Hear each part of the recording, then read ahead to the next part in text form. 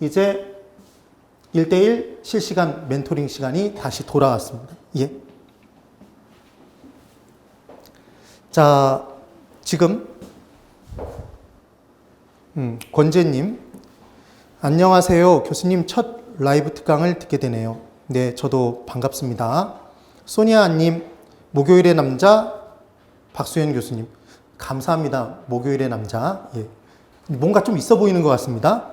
그 다음 세쁨님, 선생님 덕분에 탄력성과 균형 이동 문제가 순식간에 풀립니다. 유후. 예, 저도 굉장히 기쁩니다. 근데 사실은 제가 예전에는 이렇게 뭐 두 줄로 움직인다, 한 줄로 움직인다 그러면서 시각화시켜서 수업을 진행해 드렸는데, 그러려면 또 한 번 그려봐야 되더라는 겁니다. 그래서 그 문장 그대로 해서 찾을 수 있는 방법을 이번에 새롭게 만들어서 여러분들께 설명을 드린 겁니다. 꼭 그렇게 정리를 해두시면 됩니다. 그래서 이누지님 보시면 1, 2단계 거쳐서 3단계로 가야 하는군요. 예, 그 단계를 거치면 절대로 중간에서 헷갈려서 틀리는 일은 없어집니다. 이정희님, 이렇게 푸니까 너무 쉬워요. 예, 또 여기서 뵈니까 또 좋네요. 그 다음 지금 가이킴님 뭐라고 질문하셨냐면, 교수님 모의고사는 나중에 꼭 봐야 할까요? 여기서 정말 핵심적인 단어는 나중에 꼭 봐야 할까요? 예, 지금 만약에 3월부터 공부를 시작하셨는데 모의고사 보신다 그러면 정말 말도 안 됩니다. 1월 달부터 열심히 공부를 했다. 그래서 나는 내 현재 시점에서의 공부가 어느 정도 됐는지 알고 싶다. 그러면 보셔도 되지만 지금 전체적인 내용을 다 들어보지도 않은 상태에서 모의고사 보시면 안 됩니다. 그러면 가끔 어떤 분도 계시냐면 시험장, 실제 시험 보시러 갈 때까지도 모의고사를 절대로 안 보고 가시는 분들이 계십니다. 그럼 그분들이 보통 실패를 하시는 가장 큰 이유 중에 하나가 시간 배분을 거의 못 하십니다. 그리고 한 문제를 두 번 읽는 순간 뒤에 한 문제를 버릴 수밖에 없다는 걸 몸으로 느껴보지 못했기 때문에 그 문제 푸는 요령도 터득이 불가하므로 절대로 꼭 반드시 뭐는 보셔야 되냐면 나중에 모의고사는 실제로 보셔야 됩니다. 그리고 학원에 한 번쯤은 나오셔서 그 분위기 속에서 같이 한번 보는 것도 중요합니다. 네. 그 다음 김노릇님, 예. 교수님 주로 하루에 몇 시간 주무시고 강의 준비를 하시나요? 이렇게 질문하셨습니다. 제가 자료 준비에 약간 좀 미쳤던 시기가 있었는데, 여러분도 아시다시피 그때 자료를 만드는 게 너무 재밌어서 한 3시간만 자고도 자료를 만들었던 것 같습니다. 하다 이제 수면 시간을 줄여서. 근데 그렇게 해보니까 어떤 일이 발생을 했냐면, 실제로 깨어있는 시간은 많은 것 같은데 집중력이 현저히 떨어지더라는 겁니다. 자료 준비할 때 예전에 2시간이면 만들던 걸 3시간만 자고 나갔을 때는 5시간 걸려서 간신히 끝내본 경험을 제가 해봤기 때문에, 그리고 건강도 안 좋아지고, 지금은 얼마 정도는 꼭 자려고 노력을 하냐면 5시간 반에서 6시간은 꼭 자려고 노력을 합니다. 그리고 제가 개인적으로 봤을 때 가장 제 몸 상태가 좋은 건 한 6시간 정도를 자고 일어났을 때가 몸 상태가 제일 좋은 것 같습니다. 예, 앞으로도 잠을 적정한 수면 시간을 유지를 해서 집중도를 높여서 최대한 좋은 자료를 만들어 드리도록 하겠습니다. 그 다음 고목나무님, 완탄과 비탄은 되는데 탄력, 비탄력이 헷갈려요. 탄력, 비탄력이 헷갈린다는 얘기는, 그러니까 탄력성이라는 건 주어진 변화가 있고 그 주어진 변화에 대해서 반응된 변화의 정도인 겁니다. 그 반응된 변화가 컸을 때 탄력적인 거다. 방향대로 생각해 보시면 됩니다. 주어진 가격 변화가 있을 때 주어진 가격 변화보다 수요량의 변화가 더 크다. 변화율이 더 크다. 그럼 부동호 방향이 이렇게 들어가는 거 아닙니까? 이게 탄력적인 거다, 비탄력적인 거다? 탄력적인 경우인 겁니다. 탄력적인 경우. 그럼 주어진 가격 변화를 기준으로 수요량 변화가 적게 변하면 얘는 탄력적이다, 비탄력적이다? 비탄력적이라고 얘기합니다. 왜? 주어진 변화보다 적게 변화했으니까. 지금 그 얘기 아닙니까? 주어진 가격 변화가 있을 때 수요량이 변하는데 무한대로 변하는 경우가 있다? 얘는 완전 탄력적이다. 그럼 상대적으로 얘가 0으로 바뀌어서 가격은 불변이 된다. 이렇게 얘기를 했던 겁니다. 주어진 가격 변화가 있을 때 수요량의 변화가 빵이면 하나도 변하지 않은 거 아닙니까? 이게 완전 비탄력적. 그럼 이때는 거래량의 변화가 불변이 되는 겁니다. 얘는 많이 변하는 거고. 되십니까? 주어진 가격 변화와 수요량의 변화가 같으면 이게 단위 탄력적인 것이다. 이렇게 얘기를 하는 겁니다. 김지영님, 교수님이 생각하시기에 지금 예뽀의 난이도는 어느 정도라고 생각하세요?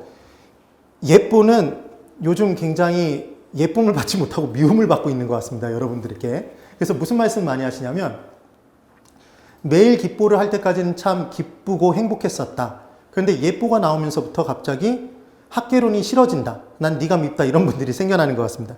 제가 기본적으로 계속해서 그 내용을 우리가 풀었던 매일 기뽀 수준으로만 계속 반복시켜드려도 점수를 확보하는데 그닥 지장은 없을 겁니다. 그런데 실제 시험장에 들어가면 모르는 문제가 툭하니 던져졌을 때 거기서 멘탈이 나가는 경우가 많답니다. 그래서 그 부분에 연습을 시켜드리기 위해서 한 번도 보지 않았던 지문들을 섞어가면서 예뽀를 형성해드리고 있기 때문에, 내드리고 있기 때문에 당연히 어려우실 겁니다. 근데 예뽀면에서 자세히 설명드리고 있고 몇몇 분들은 아시겠지만 제가 예뽀, 풀이, 동영상도 별도로 제가 제작을 해서 올려드리고 있기 때문에 그 부분으로 커버를 해주시면 충분히 쉽게 접근하실 수 있을 겁니다. 네. 안 그래도 오늘 제가 그 부분을 좀 설명을 드리려고 했었는데, 네. 그 다음 황준태님. 사적인 질문이라 실례가 아니라면 혹시 교수님도 자격증 따셨나요? 자격증이 있냐고 물어보셨는데 자격증이 없습니다. 99년도부터 시작했을 때 그 당시에는 수강생분들이 자격증 있는 사람은 오히려 좀 별로 안 좋아했습니다. 그래서 자격증이 당연히 없었고, 근래 이제 저도 실무에 관한 관심이 좀 생겨서 올해 사실은 좀 준비를 하고 있습니다. 여러분들과 같은 수험생이라는 걸 솔직하게 고백을 합니다. 근데 제가 여러분들한테 말씀드리고 싶은 게 이걸 꼭 기억하셨으면 좋겠습니다. 저는 1차에 대한 부담이 없습니다. 그랬더니 뭐라고 얘기를 하실 거냐면 너는 좋겠네 그러실 겁니다. 왜 좋겠습니까, 여러분? 제가 왜 1차에 대한 부담이 없을까요? 개론을 제가 아무리 못 받아도 당연히 90점 이상은 받지 않을까요, 여러분? 90점 받으면 좀 욕을 먹어야 됩니다. 그러니까 민법의 꽈락만 넘기면 저는 무조건 1차를 합격할 겁니다. 그러니까 저는 1차에 대한 부담이 굉장히 줄어서 민법 공부가 상대적으로 쉽습니다. 이해가 되십니까? 그러면 1차에 대한 부담이 그만큼 현저하게 줄어드니까 결국 2차까지 동차로 준비하기가 좀 더 수월해진답니다. 그래서 제가 여러분들께 매일 기뽀로 1, 2월 달 빡세게 정말 달렸던 이유가 제가 가진 이 특권, 개론에서의 점수가 확보되는 느낌을 여러분들도 느껴보셨으면 하고 바랬던 겁니다. 그래서 개론이 먼저 정리되면 민법을 공부하는데 수월해지고 1차가 정리가 되고 그럼 결국은 2차도 쉽게 접근할 수 있다는 겁니다. 네, 수험 생활은 지금 하고 있습니다. 아직까지는 민법을 들어가 보진 못했지만 그래도 크게 부담은 갖고 있지 않습니다. 이러다가 저러다가 어떤 생각을 하실 수도 있겠지만 전 절대로 떨어지지 않을 자신이 있습니다. 그 다음 리정하신님, 박수현 교수님 거로 기초 훑고 기본 강의 듣고 있어요. 너무 감사합니다. 반복학습을 하니 더 잘 기에 들어옵니다. 예, 만약에 11월 달부터 들으신 게 아니라면 기초 입문은 제가 분명히 들으실 필요가 없다는 말씀을 드렸는데 혹시라도 다시 한번 반복해서 말씀을 드립니다. 제 강의는 기본 이론반만 정확하게 수강하셔도 충분히 75점 정도는 확보할 수 있는 강의이기 때문에 기초 입문 과정은 듣지 마십시오. 근데 기본 이론 과정을 들으시고 약간 미진한 경우에 똑같은 강의를 듣는 게 지루하다. 그래서 난 심화 이론을 듣겠다. 그건 가능합니다. 그런데 만약에 심화 이론반을 들어봤을 때 조금이라도 어려우면 다시 기본 이론반을 반복하시는 게 좋습니다. 그리고 기본 이론반 강의를 계속해서 돌려보는 건 별로 비효율적이라는 얘기를 했습니다. 효율적이지 못하다. 그때는 매일 기뽀를 풀어보면서 잘 안 풀리는 내용들만 기뽀맨으로 확인하시고 정말 이해가 안 되는 분만 동영상으로 확인하십시오. 그러시면 됩니다. 그 다음 세쁨님, 시험 문제는 예뽀보다 조금은 쉽게 나오겠죠? 예, 단언컨대 더 쉽게 나올 겁니다. 그리고 예뽀의 부분의 문제들도 여러분들이 좀 더 쉽게 나중에는 분명히 접근하시게 될 겁니다. 여그레이스님, 책은 몇 번이나 읽어야 할까요? 아니면 책을 보는 게 좋은지 강의를 보는 게 좋을지 알려주세요. 여러분, 개론은 제가 말씀을 드렸습니다. 기본서로 몇 회독의 개념으로 공부하는 과목이 개론은 절대로 아닙니다. 왜냐하면 개론에서는 여러분들이 문제를 풀어보시면 알겠지만 핵심이 되는 단어들이 있습니다. 그리고 출제자가 물어보는 내용이 있답니다. 그래서 하양여가 과정의 내용을 쭉 물어보면서도 이 부분에 어떤 함정을 파버릴 수 있냐면 하양여가에 꽂혀서 이제 문제를 막 풀고 있는데 고가주택이 저가주택으로 전환될 때 전환에 들어가는 비용과 전환으로 인한 가치상승분을 비교했을 때 전환 비용이 큰 경우에도 전환이 꾸준히 이루어진다. 이런 식의 함정을 팝니다. 이건 하향 여가의 문제가 사실은 아닙니다. 그 어떤 일도 우리는 수질을 맞춰봐서 수입과 지출을 맞춰봐서 지출이 더 큰 경우에는 그 일은 절대로 하지 않습니다. 이런 기본적인 개념들을 이해할 수 있어야 됩니다. 그 다음 기본서를 주구장창 읽는다고 해서 시험 문제에서 아까 보셨던 상승, 하락 이런 부분들이 바뀌어서 나오면 내가 연습이 되지 않은 상태에서는 절대로 문제를 못 풉니다. 이해가 되십니까? 그래서 동영상 강의로 먼저 공부하시고 매일 기보로 혼자 정리하시고 기보 메뉴로 확인하신 다음에 매주 예보로 다시 한번 확인 사살을 해줘야 됩니다. 걔를. 네. 그 다음 둥이님. 교수님의 수험생 중 가장 연장자는 몇 살이셨나요? 예, 제가 수업을 진행했던 분 중에 가장 연장자는 75세까지 계셨습니다. 근데 그 어르신께서 정말 2년 만에 정확하게 합격을 해서 나가셨답니다. 개업은 하지 않으셨습니다. 사실은. 개업이 꿈이 아니셨던 분이셨기 때문에. 네. 그 다음 배유리님. 학자들 이름 외우기가 너무 어려운데 좀 쉽게 외울 방법이 없을까요? 제가 학자들 이름 외우게 만들 때 가장 쉽게 외우실 수 있도록 만들어주는 강사로 나름 또 유명한데 제 방법이 어렵다면 그거는 조금 어려울 거는 같습니다. 그래서 차이가 나니까 점마, 입 튀어나오는 이런 식으로 우리가 외웠던 거 아닙니까? 차이티대설, 리카르도, 점 절대지대설, 마르크스, 입 입지고차 지대설, 티티네 이런 식으로. 김지영님 멘탈 교육까지 해주시는 교수님. 예, 멘탈 정말 중요합니다. 그래서 실제로 여러분 수험 기간 중에 남성분들하고 여성분들하고 누가 더 공부를 잘하시냐면 솔직하게 말씀드리면 제가 이제까지 학원을 계속 운영해 본 결과 여성분들이 조금 더 공부를 더 잘하십니다. 사실은. 그런데 시험장 들어가서 실제로 합격되는 비율을 보면 그 편차가 굉장히 많이 줄어듭니다. 그게 왜 그러냐면 여성분들은 한 문제 틀리면 굉장히 흔들리는 경우가 있습니다. 그래서 1번 문제를 딱 봤더니 약간 모르는 문제다. 박소연이 흔들리지 말라고 그랬어.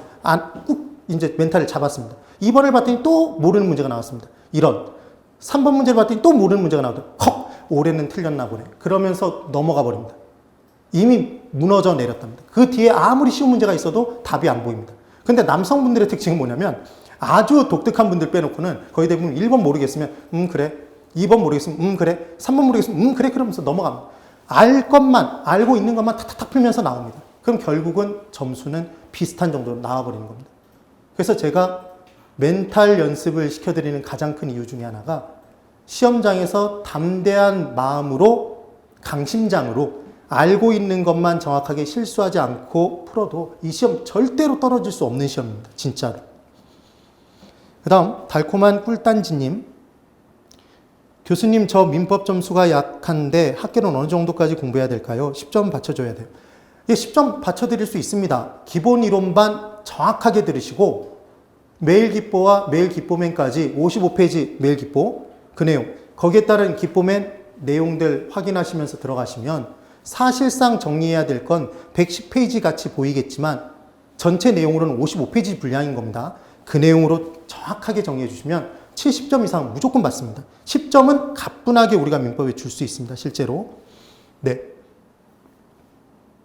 그리고 이종호님, 뽀개기 문제 2020년 지금까지 자료를 한 번에 다운받을 수는 없나요? 네. 이거는 지금 이종호님 같은 경우에는 제 메일 있습니다, 여러분. 메일 아십니까? 그래서 오늘 안 그래도 이 말씀을 조금 드리려고 했는데 제 메일 주소가 h2j2ba 한 메일입니다. 한 메일. 다음 메일. 이것도 잘못 치면 안 들어옵니다. 그래서 여기다가 개인적으로 전화로 유선상으로 상담을 받고 싶으시다거나 아니면 개별적인 자료를 좀 제가 보내드릴 것도 있을 수 있으니까 보고 체크해서 연락을 드리도록 하겠습니다. 그래서 지금까지 뭐 선별해서 누구한테는 연락하고 누구한테는 연락 안 하고 이런 적 없었습니다. 꼭 한번 저한테 연락을 줘보십시오. 그럼 제가 자료를 보내드리도록 하겠습니다. 힘내시고 앞으로도 저하고 끝까지 같이 가시는 겁니다. 그리고 한은옥님, 기출문제집을 구입했는데 기본이론 듣는 것과 병행하는 게 좋을까요? 아니면 기본이론 끝내고 푸는 게 좋을까요? 중요한 건 기출문제집 사셨다면 기본이론 그 파트 들었다면 경제론 들었다, 수요공급. 그럼 그 수요공급 들은 부분에 문제 풀어보셔도 됩니다. 근데 순서는 꼭 매일 기뽀부터 푸시고 기출문제집을 풀어보십시오. 그러시면 될 것 같습니다. 세품님 감사합니다. 저도 감사합니다. 그 다음 김현정님 시작한 지 얼마 되지 않아서 라고 얘기를 하시는데 저하고 꾸준히 함께 하시면 정말 좋은 결과 있을 겁니다. 자, 오늘 매일 기뽀 지금 특강, 라이브 특강 8회차를 이제 정리할 때가 된 것 같습니다. 여러분 오늘도 고생이 많으셨고 앞으로 균형점의 이동과 탄력성 부분 섞어서 나오는 문제가 나오면 꼭 맞춰주셔야 됩니다. 나오기를 우리는 꼭 기대해 줘야 됩니다. 다른 사람들 계속해서 실수해서 틀릴 때 우리는 무조건 맞히자입니다. 여러분의 멘토는 저 박수현이고 여러분들은 저의 멘티들이니까 그걸 꼭 자긍심을 느끼시면서 문제를 푸셨으면 좋겠습니다. 합격하는 그 순간까지 화이팅입니다. 다음 주 목요일 3시에 찾아뵙도록 하겠습니다. 네, 건강 잘 챙기시기 바랍니다.